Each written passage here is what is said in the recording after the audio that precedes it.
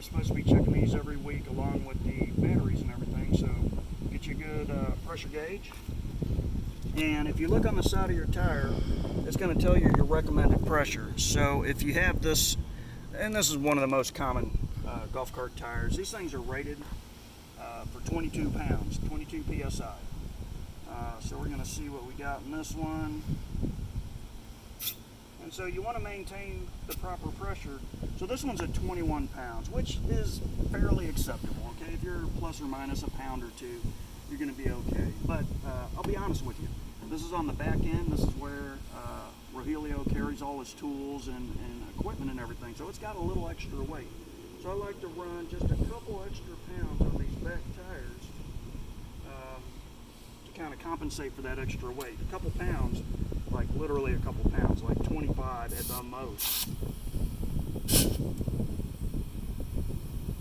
Now, if you don't have an air compressor, you can use nitrogen to fill these things. So that was a little too much, 27 pounds. Pull it a little bit out.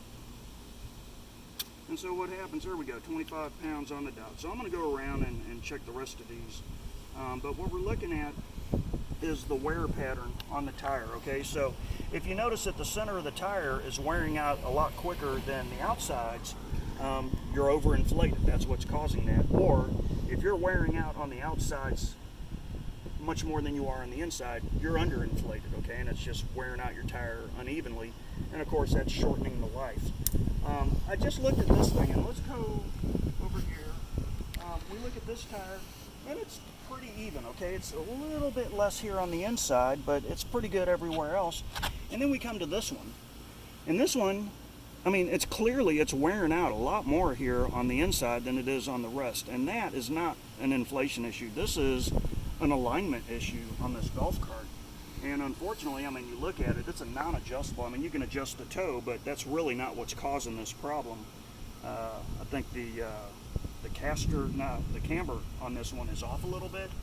And unfortunately, it's not adjustable. There's not too much that we can do on that, except rotate your tires. Rotate them every, 3 months or so if you're getting good even wear on them. Rotate your tires every so often. That way you're getting the most life you can out of these things. I get these things off of eBay, already mounted on the tire and filled with air. They're like not even 50 bucks. I think I'm paying $40, $45. So shop those out. You can get a pretty good deal on them. Make sure you check your tire pressure every week and keep them up, and you'll get the most life out of them. That's it for now. Thanks.